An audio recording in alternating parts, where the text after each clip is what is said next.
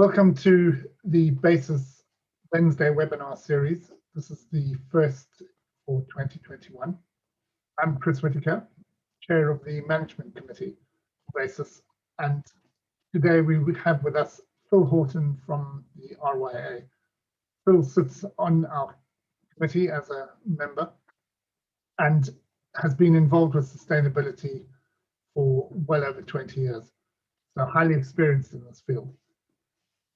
Phil's going to talk to us about the strategy that he put together for the RYA, how he went about it, and the processes that he had to follow in order to achieve what does look like a really well thought through strategy. Okay, so we'll make a start and I'll hand over to Phil. Thank you. With staff and interested parties as we put the strategy together. So the key thing for me really is, from my perspective, is that kind of engagement of people in the development of the strategy and the embedding of it within the organisation. So in terms of where this all came from, the RYA has been interested in environmental issues for over 15 years now. They started the Green Blue Environmental Outreach Programme back in 2005 with British Marine. And that ran very successfully for all that time, but it started to become obvious that people were asking what was the RYA itself doing about sustainability. So in 2018, the board committed to look at wider sustainability issues, and they recruited me to the role I'm in now. So there was somebody doing a similar role before, but the focus wasn't so much on the RYA's own activities really. And that commitment continued through 2019. We recruited more people into the team, a sustainability officer, also an administrator as well. And we developed our new environmental policy, recommitted to the Green Blue programme, and started our kind of series of workshops with staff to start off with. And then in 2020, we completed that workshops programme. We drafted the strategy and action plan, had that approved. We took a little kind of tactical decision to switch our energy supplies over to electricity, and we started working up a programme for sustainability champions within the departments within the organisation. And this year, our main objectives this year are to get an ISO 14001 system designed and in place, and to develop our plans for pathways to zero for carbon, waste and pollution. And we're also looking at an accreditation programme for our kind of outreach side of things for members, affiliates and marine businesses through the British Marine Connection as well, and hopefully working with BASIS on some of those aspects of it. So going back to 2019, when I started, there was a kind of very brief mention of environment in our environmental policy in our employment handbook. It was just a few sentences. So we started by making a few kind of clear declarations of intent, basically. We joined the UN Global Compact, we signed up to Sports for Climate Action later in the year as well, and then we rewrote our environmental policy. So these are the kind of outward-looking statements that basically ensure that other people were then expecting us to do things, which I think is quite important in this process, really. So it raises that expectation, really. And the environmental policy, apart from being a kind of commitment from the management of the organisation to fund and resource what we're doing, it's also what I saw as the starting point for the strategy, really. So the strategy is aimed to deliver that one-page statement of what we're going to do. So it's basically saying we're going to mitigate harm, we're going to minimise harm, mitigate harm, and manage and improve our environmental performance in kind of very simple terms.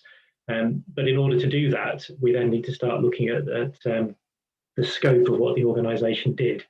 And just to give you a sense of the kind of challenges that raises for an organisation like the RYA, this is the kind of potential scope of what we're looking at here. So we have over 150 staff. This is all pre-COVID, so some of these numbers may change, not the staff number, but some of the other numbers may change. So we have 112,000 members, individual members. Around 250,000 people are trained each year around the world through RYA programs. Turnover is about 21 million a year. We have 2,400 recognised training centres in 58 countries. There are some challenges around COVID, around whether that will continue at that level.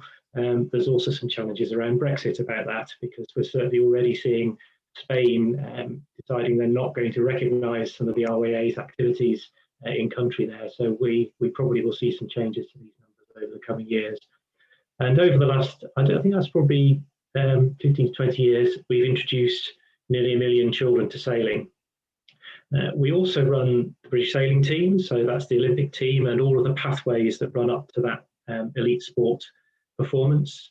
We operate, we run the RYA Dinghy Show, not last year, not this year, but it'll start up again properly next year. We have a sailability programme for disability, and we have separate companies in Wales, Scotland and Northern Ireland, along with the Green Blue programme that I've already mentioned. So the scope is potentially massive. So we needed to think about how we were going to approach that as we developed the strategy. So we split it essentially into three core areas, and this proposal came from our CEO. She was very engaged in this early stage of the process, really. And it's based on the work that the International Olympic Committee did on their own sustainability. So we thought we would split into these three areas. Areas we control, so that's our kind of staff and our facilities, that we can put policies in place for, and we can make sure that things happen in that area. Things that we manage, so that's the events that we run, things like pensions and investments and so on, where we can't fully control what goes on there, but we can actively manage what happens in those areas. And then the area of influence, which is that hundreds of thousands of people engaging with the organisation every year, the clubs, the training centres, members and our partners. And one of the key things that we realised when we were doing this is that if we make a little tiny bit of difference in this area of influence, so that 500,000 people or so that are members of clubs, for example, then that will have a far bigger impact than everything we might do with our facilities and our operations and our staff. So in a sense, the core control area, we need to manage that for our own benefit, but also it's that kind of the visible part of what we do, but the kind of invisible bit of it to external organisations is probably equally important, if not more important, that influence and outreach that we do. So once we got this kind of basic concept in place, we then started a series of consultations with staff and the various committees we have. We started this in, I think, September 2019 and ran through to middle of 2020.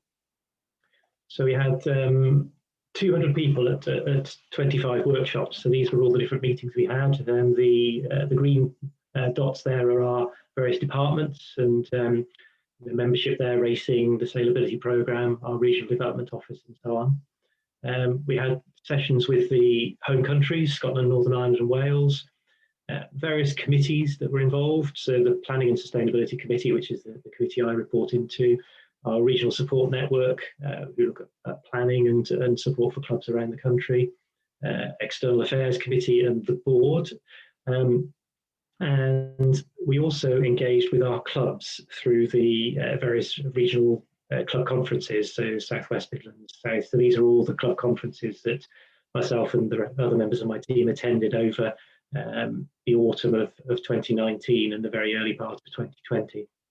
And then in the latter part of the process, we also consulted with Dan Redding at World Sailing as our kind of international governing body for our sport. And he actually used to work in the team that I now head up at the RYA. So just to give you an idea of what we did at the workshops, so how we kind of engaged with people. We started with a video. I'm not going to show it now, but it's a brief video from Conservation International, which is Julia Roberts as Mother Nature, and it kind of sets that global context of why we need to take action and why it's so important that we all take responsibility for what we're doing. We then ran through the kind of latest science, which there's obviously newer examples of this available now, but this is what we did at the time. We looked at the Committee on Climate Change risk summaries across various aspects of the environment. We focused in on things that were of direct importance, I suppose, to the sailing community. So we looked at coastal erosion. This map here is quite frightening, really. So the red areas around the south and mostly around the south and east coasts here, by 2025, with no active intervention, it's estimated there will be a retreat of 25 metres in all of those areas, which is quite significant if you've got sailing club on the coast, or a slipway on the coast, or whatever. So it brings it home to the activity that all of our members are involved with, really. And we also looked at sea level rise, again, of critical interest to sailing, and focused on the fact that the majority of this is likely to happen in the south of the country rather than in the north. So again, if you start seeing a metre sea level rise where I'm based here in Hamble, that will take out most of the foreshore. So significant for our sector again. At the time when we were doing this, there was also a lot going on out in the media as well. So we focused in on what was happening with Extinction Rebellion and the protests in London, and the kind of wide support for those protests and that activity, and also the activities of Greta Thunberg and that kind of intergenerational focus that comes through strongly from young people getting engaged in this process and engaged in the issues. We discussed national reports and policy, so the UK government net zero emissions by 2050 target. That's obviously all been updated now with the sixth carbon budget from the Committee on Climate Change and the Energy White Paper. So if I was doing this again now with people, I would update the latest data. But also we have drivers within our own sector as well. So World Sailing have their own Agenda 2030, which is based around the Sustainable Development Goals, mainly looking at how they run events rather than the organisation itself. But we pulled some useful ideas out of there. And the IOC Sustainability Strategy, which is, I say, where we got that kind of control, manage, influence focus from. We looked at what the RYA was already doing. So the environmental policy went through the statements in there and discussed those with the staff. And also went through the kind of tactical things we've done, so the declarations for the UN Global Compact, and discussing the kind of wider sustainability issues, so not just the environment, but looking at poverty and health and well-being and inequalities and so on. So those aspects as well that we wanted to draw into our strategy. We discussed what was happening with Green Blue at the time, so we did a relaunch of that really in 2019 with a new contract with British Marine, which expanded the funding for it. We produced a new website, and we increased the staffing in that area of the business as well. And as I think I probably already mentioned, we switched our energy supplies over to Ecotricity over 2019, 2020. Most of it happened in 2020 actually. So going for a kind of deep green energy supplier and starting a partnership with them, which will help us encourage all of our members to switch over to a green energy supplier as well as doing it ourselves. So once I've done that introduction, we then asked this kind of four questions of each group. So what impacts do they have in their day-to-day activities? Which are the most significant? How can they mitigate them? And what information and resources would they need in order to take the action that they think should be taken? And this was to get a debate going with each department and each committee. And it also helped us to learn a lot more about what the organisation did. So it's that kind of learning process, really. And so there's a couple of examples here. So the sailability team, they were focusing on travel in particular, discussing electric vehicles. They wanted Teslas, of course, that's what they were after. But we talked about things like having a lift share app and recognising that a lot of the activities, a lot of the events we put on, probably the biggest impact is people travelling to those events rather than the events themselves. We were looking at safety boats, looking at having guidance on which type of boat to use for which situation. If you're out there with a learning group of young children, you probably could cope at the moment with a small electric engine. If you've got a foiling catamaran, you need to be able to go at 50 knots occasionally, so then you still need to have a conventional outboard at the moment, but just thinking about the guidance we could put out for that, and conferences, workshops, and working with their partners. So there's a whole host of these for each department. The racing one, far bigger impact really. We're talking about the Olympic sailing team here, so they do a lot of flights, they do a lot of shipping. They have 45 ribs. I've got no idea we had so many rigid inflatable boats that are in a boat store nearby. I've still not managed to visit it, but I'm sure I will do at some point. And then with the racing side, we get the issue of sponsorship, and at the moment we have lots of very large SUVs So looking at how we can start switching those kind of things across. But it really was very useful to us to think through and to learn from what other people were doing. And the approach we took, I guess, was based on my previous experience. For the last 20 years before the RYA, the organisations I worked in were cooperatives. And so we used to engage with people all the time. And by engaging in this way, it enables us, as I say, to learn and to listen to people, but also to manage expectations about what we can achieve. So it helps to kind of have those conversations with as many people as possible. Otherwise, it's quite easy to get wrong-footed by people's expectations, really. There's a great saying in the co-op movement, which is have your say, but not necessarily your way. And I think that was the kind of expectation management we were trying to do. So once we'd had all of those meetings, we kind of pulled together a summary. I won't go through this in detail, but as you would expect, the kind of key areas we ended up talking about were energy, waste, procurement, and travel. But in the process, we learned lots of detail, engaged with everybody, and started to embed these ideas within the department. And even just having the conversations with people started them thinking about how they could improve their own performance, just things like logistics. And they'd sit there in a meeting, look at each other and say, why do we do things like that? We could save money, and we could save time, and we could save energy by doing things in a different way. They're just so focused in on the day-to-day normally that they don't kind of think wider. So encouraging that thinking and that discussion was, I think, a key benefit of the approach we took, really. So once we completed all of that, I produced a draft of the document. Dan at World Sailing reviewed that, and then Sarah, our CEO, approved it and took it to the board, and we had that approved in June 2020. So the full document is quite long. We've got an executive summary as well, but to give you an idea of the kind of core features of it, there's really four main areas. One is embedding, which was the start of which was that work with the departments and with the committees and with the clubs to get their input. And that's continuing with looking in particular at having sustainability champions in each team so that we get that communication, maintain that communication with the departments. We were very keen on consistency, so making sure we tied it into the wider RYA strategy, which is one of the reasons we were keen to do this before the RYA strategic review. That was actually due to be completed by now for the next 4 years, but because of COVID, we're just on a 1-year recovery plan.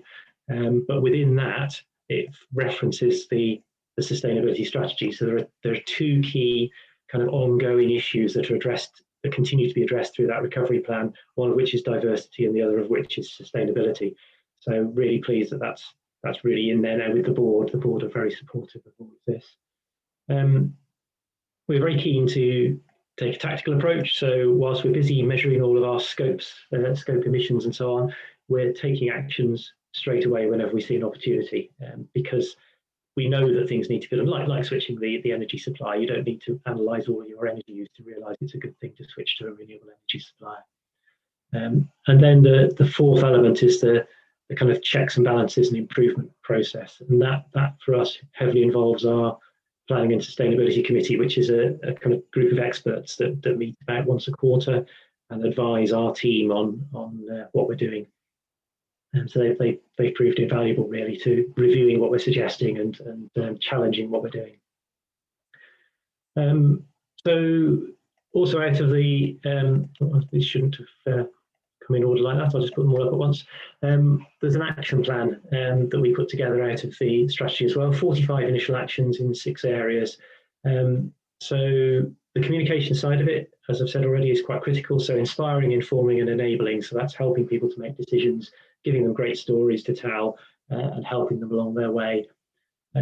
Whole load of elements around transparency, so reporting on our performance. That includes in areas where, because we're a relatively small organisation, legally we don't have to report on things like gender pay gaps and that kind of thing, but we're going to do that anyway to keep that kind of transparent approach to things.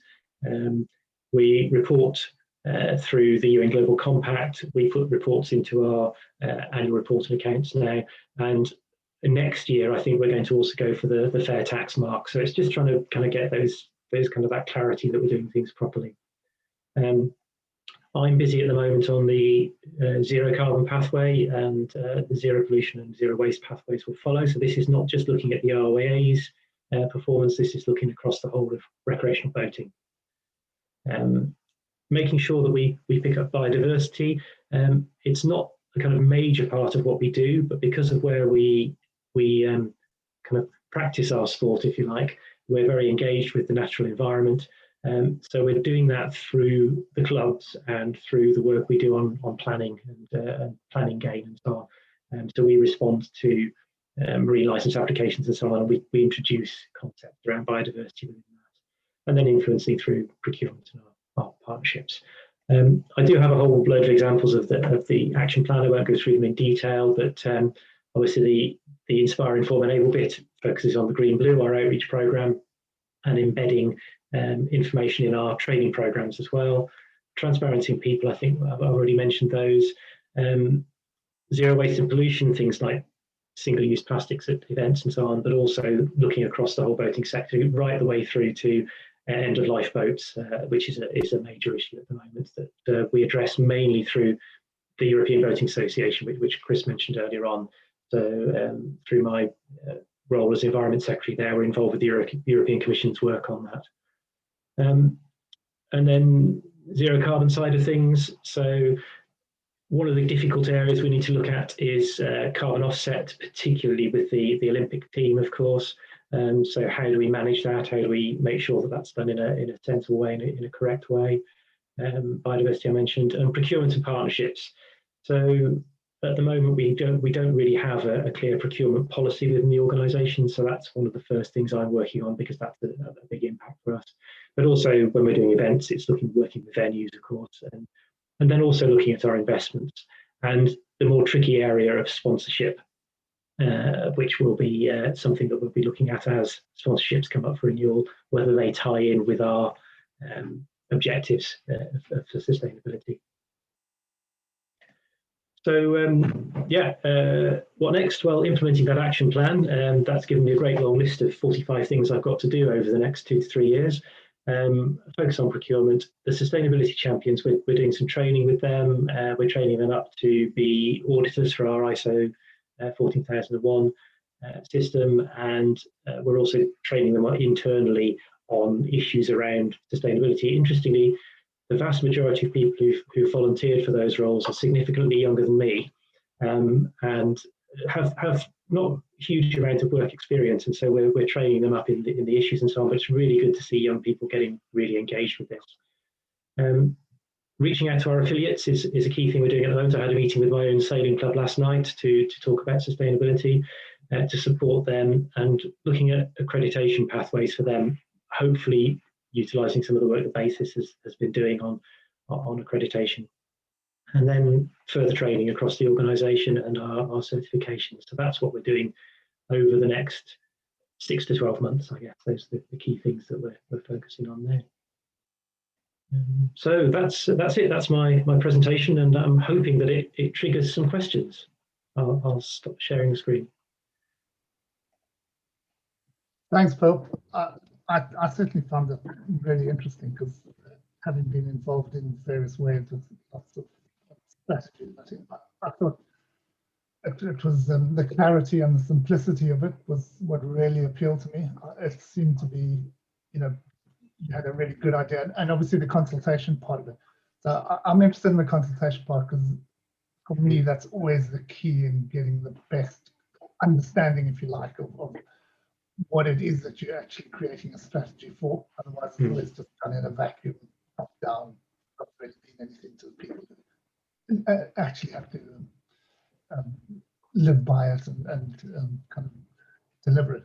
So, how did you? The consultation, was it kind of a random thing? You just decided we're gonna do everybody, or did you segment it a bit? So.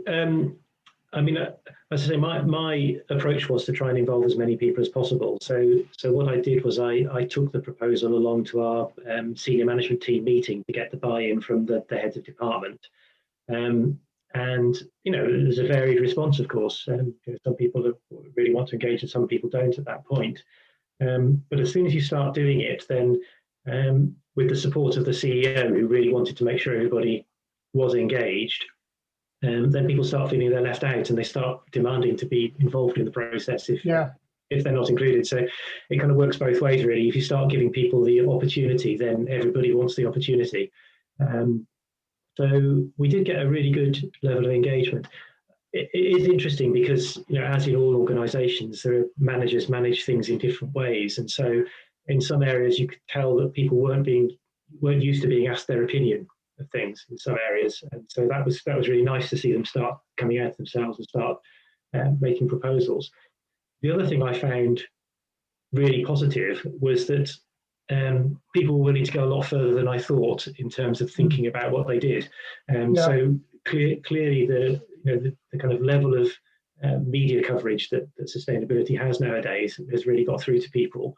And so you kind of start tentatively talking about something like sponsorship, and people would say, yeah, we really do need to look at this. And people who lead on those areas and are concerned with that. And, what we're not saying we can do something about it immediately, but we can look ahead and say, by 2025, we'll make sure that everything is aligned with our principles. We don't have to do everything now. I think that's the key thing. And that's one of the advantages of the kind of pathways approach, really, because we can look ahead and say, by 2030, we want to be in this position. What do we need to do over the next 10 years to get there? Otherwise, it can seem really overwhelming. It can be really difficult to see how you're going to get there. So that often is the problem. Sometimes it's just too broad a piece of work and too long term. Okay, we've got some questions coming in. Anna, do you want to ask them? Yes, I can. Okay. Okay, so Richard Parker is asking, are any of your training centres taking action already, and are there already informal sustainability champions in your community?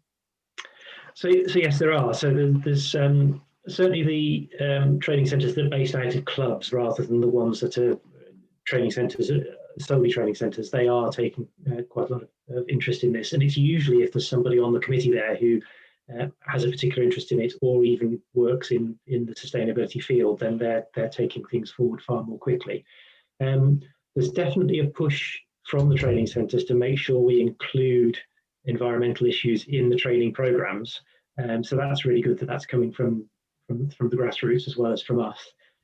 So we've got a programme over the next 5 years. It takes about 5 years to go through our whole curriculum to review all of those programmes and help push that information out.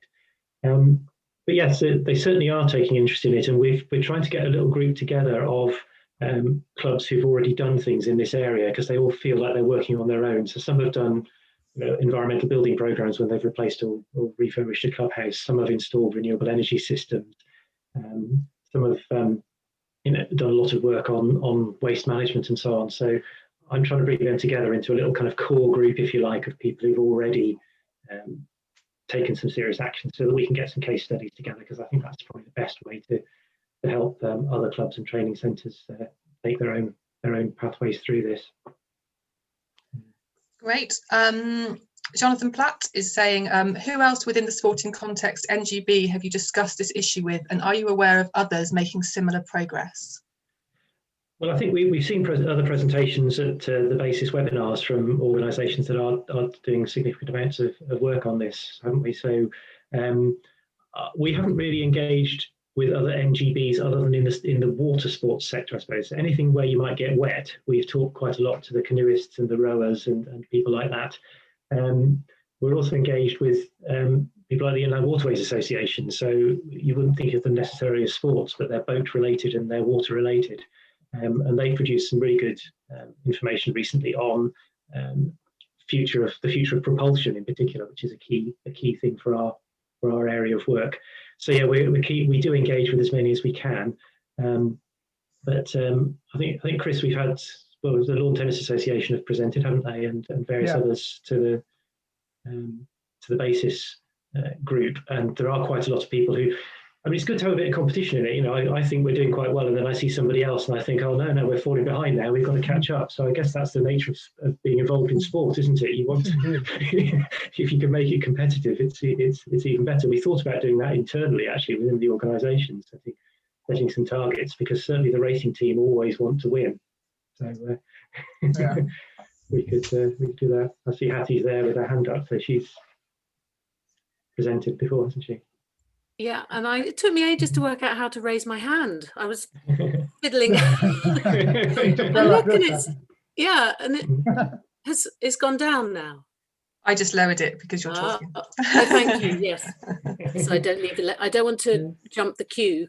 I had a question, but we'll follow your question with the others. So do go first, Hattie. Go on. Are you sure? Sorry, Yeah. if there are Phil, thank you. Really good sort of holistic strategy, really nice to see and beautifully presented. I'm really interested in where you're up to on offsetting, just what you would consider to be in scope, and you're saying you're developing a policy. You know, I'm sort of grappling with that for the All England, and just wondering where you guys have got to. So we haven't got anything approved yet at all, so it's a bit difficult to talk about it too much. But we'll definitely be looking at the kind of what are called the gold standard offsetting programs, because you really have to look at ones that make a real difference that wouldn't happen otherwise, and that's the really difficult aspect to grapple with, really. I mean, if you look at some of the more concerning reports on climate change, then we really need to go beyond net zero, which means offsetting doesn't really work at all. In the sense, you've got to get to zero and go beyond it to bring the climate back to where it needs to be. In which case, I suppose offsetting would have to look at things like carbon capture and storage, even, and go that far, rather than. I think the focus is often on planting a few trees, and I'm not convinced that that's good enough, because we need to plant the trees anyway and regrow the forests. As part of the natural cycle of things. So I think we're concerned about looking at kind of significant investments that are happening, which are delivering on renewables projects that wouldn't happen otherwise, for example, that kind of thing. And what's what would you be looking to balance with offsets versus reductions that you're going to make? So it would have to be that kind of is some of the travel effectively. Some of the travel things is probably the key part of it. I think all of the most of the rest of it we can probably deliver through reductions and through changes of approach.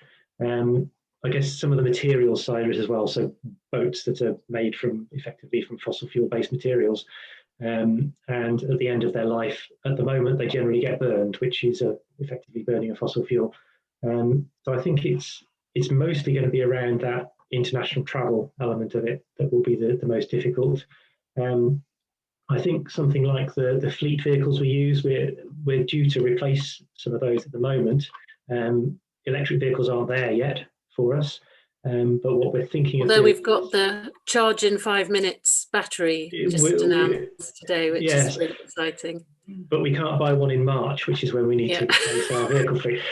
So I think what you're saying there is absolutely key. It's about reducing it first. So when I'm talking to Ian Walker, who's the head of racing, we're talking about what do we actually need. So traditionally, we've had dozens of vehicles delivered every 6 months to the RYA HQ. They're all very large vehicles that can go and do all of the jobs we require.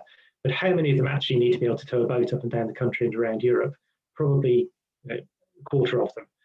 How many of them just go backwards and forwards between Hamble and Portland to the main sailing centre down there? Those could actually be electric already, particularly if we put charging points in at Portland.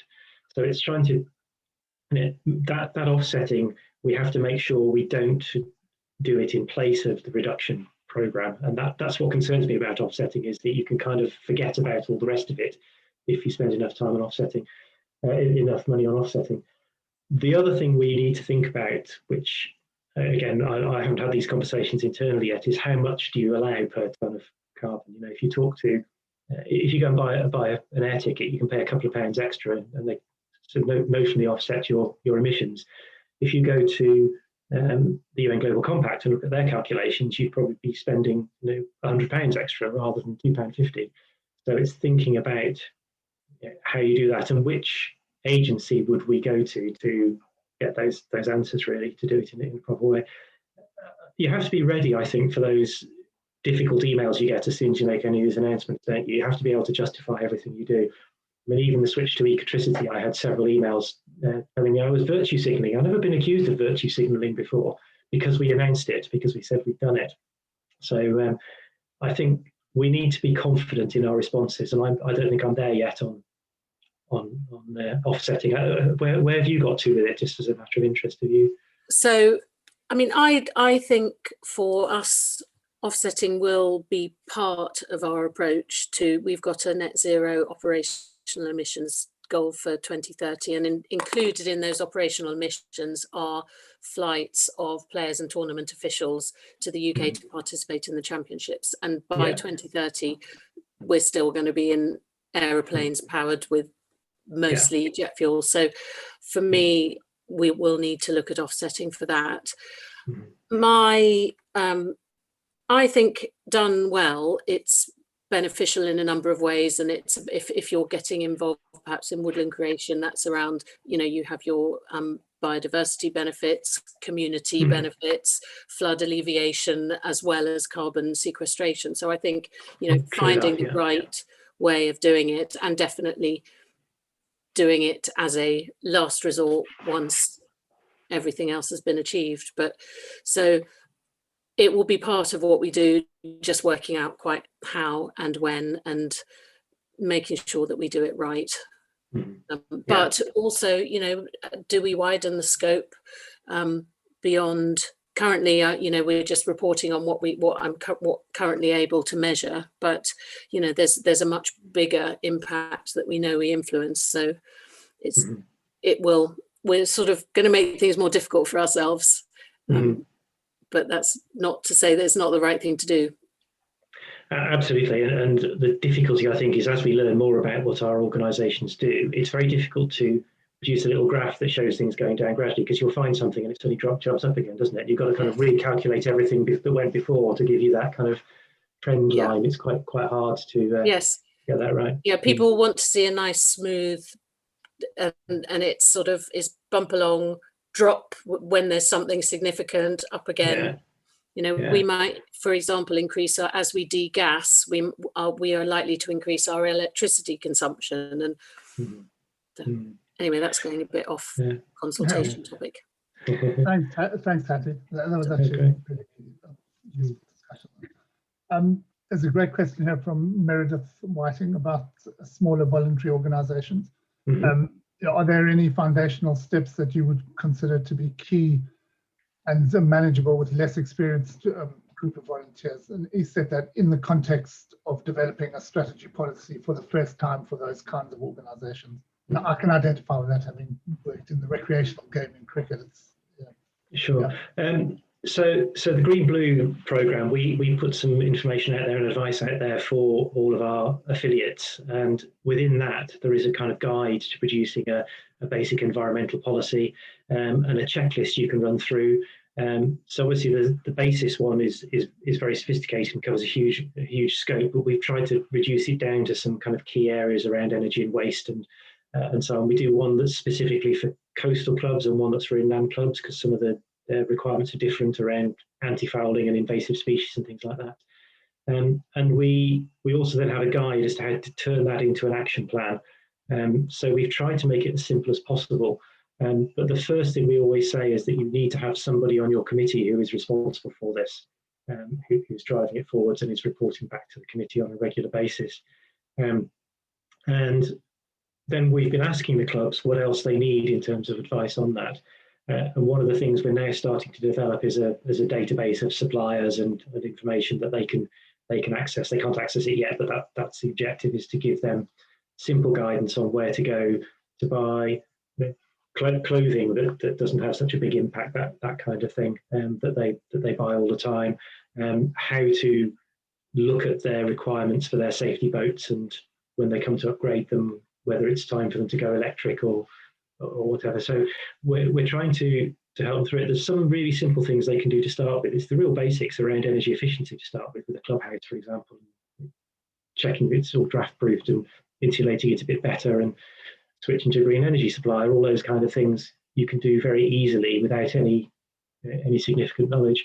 Most of our clubs have people in who have quite a lot of good technical knowledge and practical skills because they're used to trying to keep everything going on a shoestring. So if you give them the concepts, then usually somebody there will know how to do things.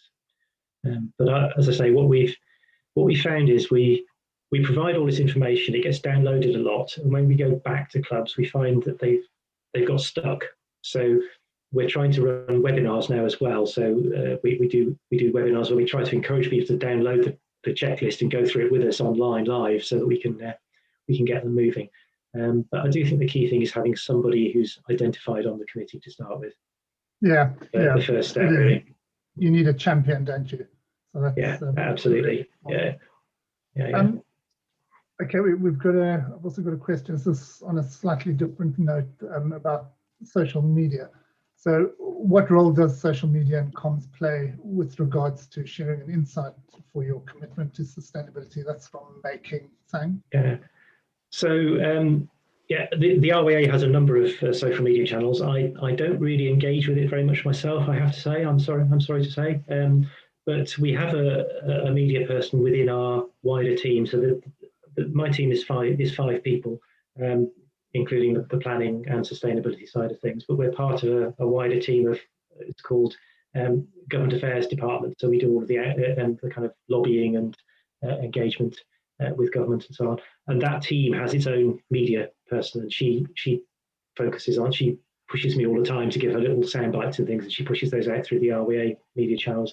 And Kate Fortnum, who runs the Green Blue, does a great job of pushing it all out through the Green Blue media channels as well. So it does form a significant part of it. We do have a reasonable number of followers on those, but I'm not sure what impact it has overall, because it's mostly younger people who engage with it, and most of the people on our committees are quite a bit older than I am, so they probably don't see that. Well, I was actually surprised when I was actually surprised when you talked about virtue signalling. I mean, you know, when you change electricity suppliers. So, is there a team to manage that and potential trolling and that kind of thing? Yes, there is. Yeah. So the RYA does a lot of media. Actually, there's a media person embedded in every department. So we do cover that quite thoroughly. And if it gets too difficult for us to respond to, then people who are professionals in media coverage will do that. They'll take our input and they'll deal with it direct. So yeah.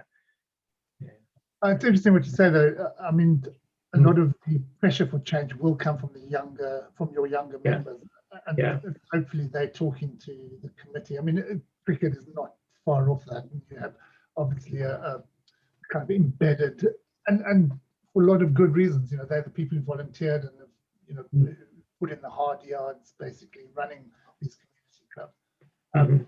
Yeah, you're right. They, in a lot of ways, they are resistant to change because that's the way they go. But the pressure is coming from the younger members to say, look, we have to change and we can't just keep doing the same thing. Yeah. So, and if the clubs want to keep them engaged and keep them as members, then they need to take action.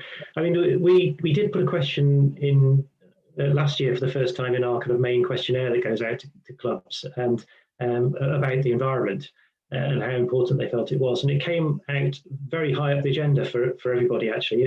So it was right up there with health and safety and child protection issues, basically, which surprised us. But as I say, I think the coverage in the media and people's concerns, if you look at all of the polling around the country, people are concerned about climate change and they want to know how they can do their bit. And I think there's an expectation that clubs will do something now. I mean, as you say, coming from younger people in particular. And I think for a young person, in terms of looking at it as a career path as well and getting engaged with it, the great thing about sustainability is you learn a little bit about everything. It's not too, it might seem like a specialism, but you have to learn about the whole scope of what your organisation does. So it's a great opportunity to help develop leadership skills as well. I think it's brilliant for young people, I think. Yeah. I'm fully supportive of that. If anyone else has any questions, please just raise your hand and we can unmute you and you can ask the questions directly. Otherwise, I'm going to ask, I know Russ Seymour had a couple of questions that he might like to pose. Russ, are you ready to do that? Chris, you've dropped that on me unawares. And I'll apologise to Phil and say I was actually writing a few emails and I've not been listening for the last few minutes. I'm really sorry to everybody. Let me have a think and we'll come back. Yeah, I thought you had some difficult questions lined up. I mean, I just a comment. I mean, I think that it's such a good process, and it's good to see, you know, a governing body, particularly one with so much sort of recreational impact. You know, everybody knows that I always talk about professional sports because that's my background, but the opportunity for recreational sport to actually influence the participants is huge, and it just multiplies that beyond your direct impact. So for me, it has been fascinating. I promise I did listen to the presentation. I've stuck on a couple of emails, but no, Phil, I think it's fantastic. And I've actually downloaded your the 2030 sustainability policy, and I'm going to have a good read of that later. Great. I mean, one of the interesting things I find with the conversation saying about the kind of recreational side of it is when I had that conversation with my sailing club last night, of course, where people need guidance is in deciding what the significant impacts are. And so we started talking about racing, and so they put racing marks out in Southampton Water for their Wednesday evening races, and they were saying, oh, we could massively reduce our impact if we didn't keep moving the windward mark all the time, because we race out there with a powerboat and we move it around. And I said, but you know, it would have some impact, but actually the biggest impact is all those people travelling to Hamble to come racing on a Wednesday. So if you can encourage people to share cars, it's hidden and it's not very visible and it's not very exciting, if you like, from a media point of view. But actually, if what you really want to do is reduce your impact, then getting all those people coming down from London to pick up the people in Basingstoke on the way is the way to do it. So some of it can be quite boring in some ways, but so it depends what you're trying to achieve, doesn't it? You kind of need to do both. You need to be seen to be doing the right thing, but you also need to do the right thing underneath as well. So I found that quite fascinating. Really. Yeah, and I think sometimes it's you just need to initiate that conversation to actually get people to see beyond what might be obvious, to see something which is equally obvious in some way, and progress it in that way. Yeah. I mean, in the end, they got quite excited about the new high-tech solution to racing marks, which is you can buy a battery-powered buoy that with a GPS receiver in it, and you tell it where you want it to go, and it sits there in the middle of the sea for you to sail around. And if you want to move it 20 meters one way, you just tell it, and it moves for you. So there's some interesting. That gets a different group of people interested. The techie side of it and the techie solutions, but yeah, it's not a bad idea actually. Yeah. We have another question from Richard Parker. Do we feel it essential that these initiatives are inevitably top down and supported by standards or certification? And does technology, especially social media, enable you to facilitate grassroots coordination, or does this mean losing control? So a bit twofold. Okay, so kind of starting at the end, we don't really have control over our clubs. They affiliate to us. They don't have to do a huge amount in order to affiliate. We're gradually increasing the amount they have to do. So we have to influence them rather than controlling them. But I think in terms of the top-down, bottom-up question, the initial decision was top-down, but all of the ideas are coming from the bottom-up now, and they're pushing their way back up to the board and putting pressure on the board to make changes, which is really good. But I think that the standard side of it, for clubs and for individuals, it's more about recognition. It's about being able to put their hand up and say, look, we're doing something.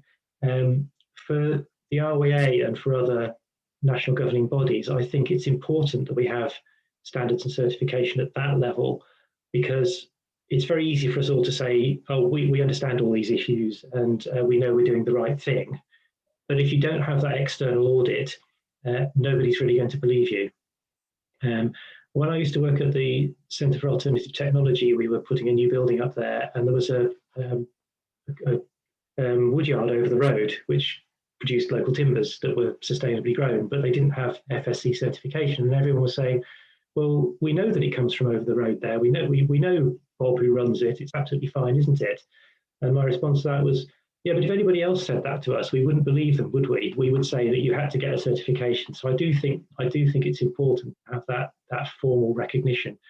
I mean, you can be cynical about things like ISO 14001. I mean, if you're a chemical plant and you know how much you're polluting and you commit to reducing your pollution, then you can get ISO 14001. But it does make you put those processes in place, and it makes sure that things don't get lost through the cracks and so on. So I think they're important at our level. I think for a club, there's no need to go to that extent.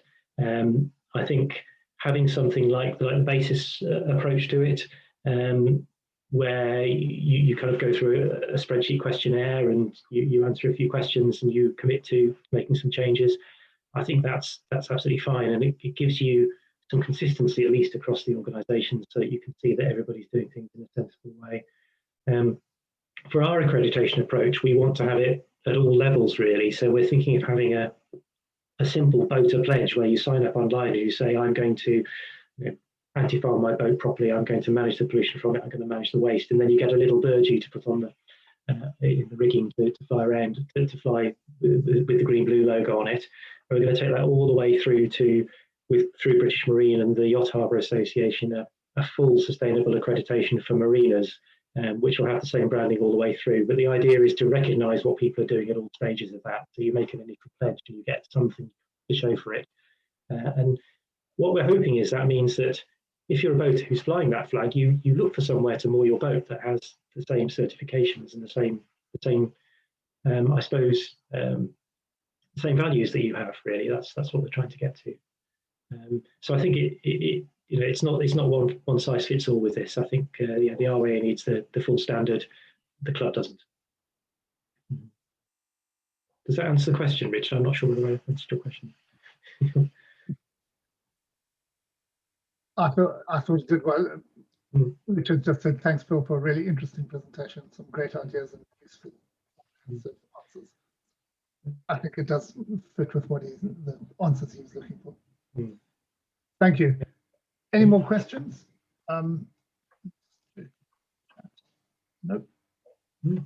Anyone want to raise their hand? We've got about a minute or so, or we'll wrap up a bit early. Okay, I'll take from the silence. We'll wrap it up a bit early. Oh, sorry, one quick one. Right, Sally just saying thank you very much. Thank you, Phil. Thank you, everybody. Yeah, I thought really that was really interesting, because it was a great insight in the way that you manage, produce, and then deliver a strategy. And like I said, the clarity and the simplicity is the most appealing thing. And yeah, obviously, I look forward to discussing more with you at our next management meeting. And to everyone out there, thank you for coming along to the presentation. I hope you found it useful. And as I was saying to Meredith, we're here to help exactly with that kind of thing, from professional clubs right down to grassroots or single member clubs. That's really what we're here for. So we'll wrap it up there, and hopefully we'll see you all at the next webinar. Anna, could you just give details on that? 17th of February. Details on the website soon. Okay, and please make sure to go and visit the website, basis.org.uk. There's lots of information on there. And if you'd like to sign up, please do onto the newsletter. And if you want to look at membership, please do that as well. Right, thank you, everybody. See you in a few weeks' time.